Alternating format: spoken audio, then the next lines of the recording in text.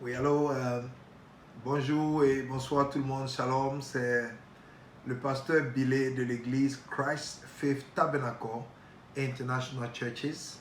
Nous sommes basés en Angleterre, mais nous opérons désormais en Côte d'Ivoire dans le cadre de l'extension de la mission évangélique que le Seigneur nous a confiée.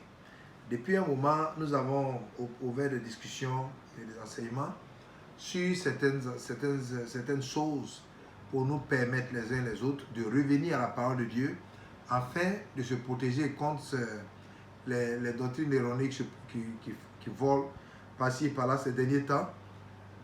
Quand nous sommes rentrés dans la phase des derniers temps, le Seigneur arrive bientôt, donc il faut se préparer et être prêt. Donc j'ai parlé la semaine dernière de pas de malédiction générationnelle pour le chrétien. Je reprends. Pas de malédiction générationnelle pour le chrétien. Vous avez entendu parler des malédictions de génération qui paralysent les chrétiens, qui les amènent à faire des prières, des exercices à un point fini, alors qu'en fait, il n'y a rien. Donc, le Seigneur me donne la grâce d'en parler. Donc, aujourd'hui, je vais continuer parce que c'est une doctrine qui est souvent très ancrée dans des gens et qui, malheureusement, il y en a qui croient à ça et qui les fatigue. Donc, une séance de 10 minutes, un enseignement de 10 minutes comme on a fait la fois dernière, ne peut pas forcément amener un entendement correct. Donc, nous allons continuer à exposer cette doctrine à travers l'écriture pour nous permettre donc de comprendre. Comme ça, les enfants de Dieu sont outillés. Tous ceux qui m'écoutent ou qui m'écouteront seront outillés et pourront aller eux-mêmes dans la parole de Dieu pour vérifier ce que Dieu a dit et non ce que les hommes ont dit. Voilà, nous nous basons sur ce que Dieu a dit. C'est notre mission. Christ Faith Tabernacle, notre église se base uniquement sur la parole. On ne cherche pas à ajouter et on ne retranche rien. Donc, restons dans la parole. Alors, la Bible nous dit dans 1 Timothée, chapitre 4, verset 1, que j'ai lu la semaine dernière, la Bible dit, « Mais l'Esprit dit expressement que dans les derniers temps, quelques-uns abandonneront la foi pour s'attacher à des esprits séducteurs et à des doctrines de démons. » J'avais demandé à ceux qui m'ont écouté la semaine dernière de souligner des doctrines de démons. Donc il y a des doctrines, quand on enseigne dans les églises, ce n'est pas toutes les doctrines qui viennent du Seigneur. Voilà, la seule façon de savoir si une doctrine émane du Seigneur, c'est d'aller vérifier si cette doctrine est dans la Bible. Voilà, si ce n'est pas biblique, alors on ne pratique pas. Donc, on va repartir dans le livre de Exode 20 qu'on a utilisé la fois dernière. C'est là où beaucoup de nos frères et sœurs tirent la parole pour enseigner sur la malédiction des générations. Ça veut dire quoi la malédiction des générations? Si il y a une malédiction sur tes ancêtres, alors ceux-là croient, cette école de chrétiens croit que cette malédiction-là continue sur ta vie, même quand tu donnes ta vie à Jésus. Donc, les choses ne marchent pas dans ta vie, tu as des blocages, tu es tourmenté parfois la nuit, tu dors, il y a plein de problèmes. Et souvent, les ennemis profitent pour créer des problèmes similaires au niveau des membres de la famille pour faire croire que, voilà, c'est une malédiction qui est sur la famille. Donc, nous allons regarder la parole de Dieu et apprendre à sortir carrément de ces mensonges qui viennent du diable afin de vivre pleinement la vie chrétienne que Jésus-Christ nous a donnée quand il est mort sur la croix.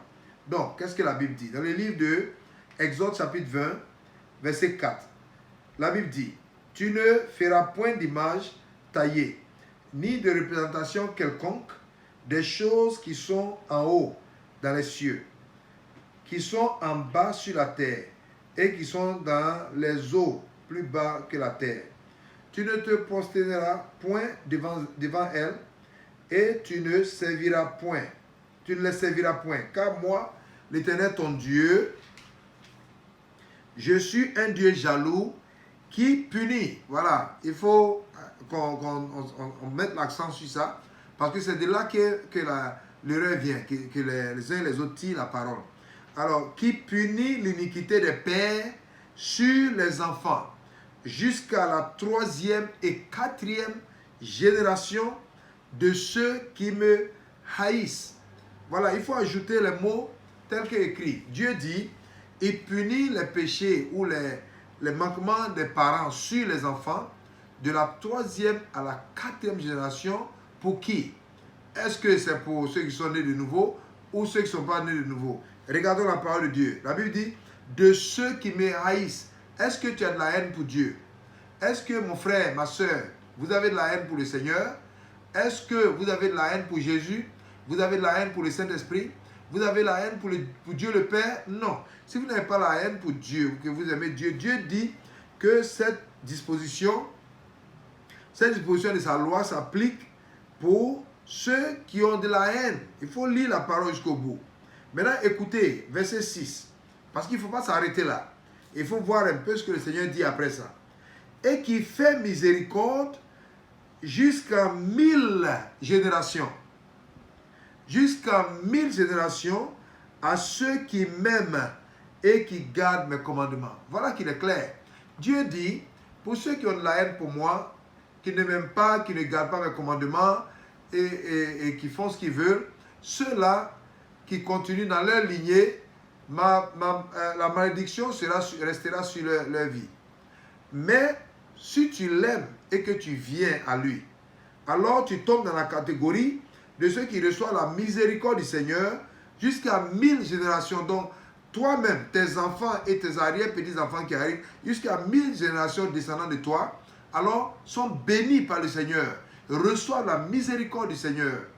Alors, la parole de Dieu est simple. Il ne faut pas qu'on change et qu'on déforme la parole du Seigneur. Donc, il ne faut pas écouter les erreurs. Il faut revenir à la parole. Lis toi-même, sois témoin de ce que le Seigneur dit. En ce moment, tu seras affranchi dans ta tête et tu pourras maintenant prier convenablement avec la foi. S'il y a des blocages dans ta vie, il y a des choses qui sont similaires aux uns aux autres, je peux vous dire que ça n'a rien à voir avec Dieu, ça n'a rien à voir avec sa parole. C'est l'ennemi qui fait des simulations pour te faire croire que tu es sous une malédiction des générations. C'est faux. Si tu as donné ta vie à Jésus-Christ, on l'a vu la semaine dernière, carrément, 2 Corinthiens 3, 17, pardon, que celui qui est en Christ, il est une nouvelle créature. Les choses anciennes sont passées. Il est une nouvelle créature, donc c'est les nouvelles choses. Il est en Christ, il n'y a plus de malédiction sur sa vie. Donc dès lors que tu donnes ta vie à Jésus, tu es une nouvelle créature, tu n'es plus du tout sur une malédiction que ce soit. Donc, ça sera clair pour nous tous, afin d'être libre, de ne pas laisser le diable venir te chuchoter à l'oreille que si les choses ne marchent pas, ta vie n'avance pas, c'est parce qu'il y a une malédiction sur ta vie. Alors il faut aller apaiser une chaise ou bien aller apaiser un fétiche. Même étant chrétien, il y a des chrétiens qui sont tellement intimidés que souvent même ils vont donner de l'argent pour que d'autres font le sacrifice à leur place. Mais celui qui a initié les moyens pour ce sacrifice, il est dedans.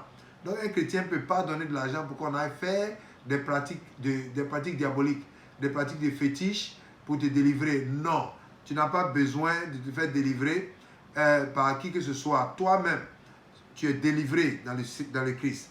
Si tu as commis des erreurs, des péchés que le diable est venu vers toi pour te tourmenter, alors tout ce dont tu as besoin, ce n'est pas des prières, il faut te repentir, il faut changer ton comportement et soumets-toi à l'Esprit Saint, tu es délivré. Voilà. Donc, il ne faut pas qu'on mélange la parole de Dieu à nous-mêmes, nos sentiments ou nos émotions, nos jugements. Les deux ne vont pas ensemble. Maintenant, nous regardons ensemble ce que Dieu dit sur les malédictions générationnelles. Il dit de Jérémie,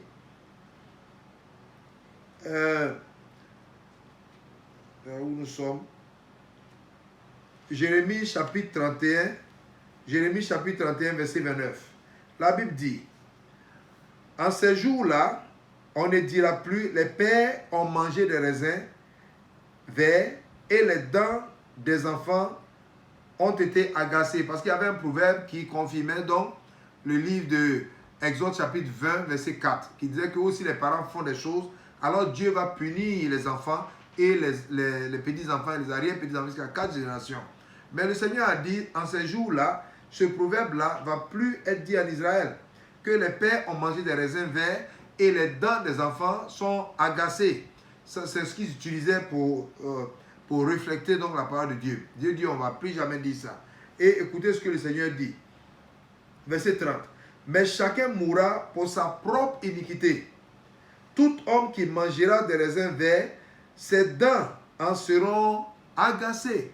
Si ton père a péché, le péché est sur ton père. Ça n'a rien à voir avec toi.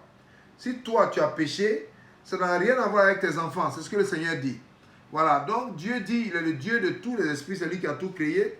Alors, il faut lire la Bible, mes frères et sœurs. C'est la parole de Dieu qui nous donne la vérité. Prenons le temps de lire et de comprendre la parole. Voilà, parce que quand on comprend la parole, on est affranchi. Voilà, donc je vais confirmer ça encore avec le livre de Ézéchiel, chapitre 18, à partir du verset 1. Je pense que c'est la dernière écriture qu'on va étudier ce soir pour élaborer et démontrer qu'il n'y a pas de malédiction de génération pour un chrétien.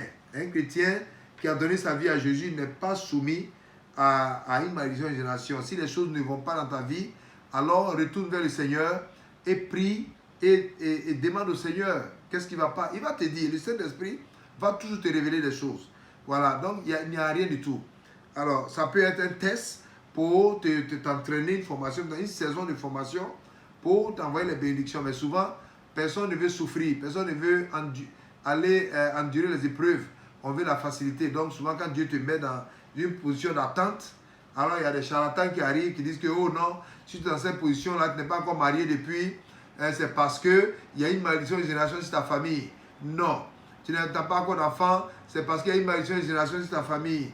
Si tu n'as pas de temps, non, c'est faux. La Bible ne dit pas ça.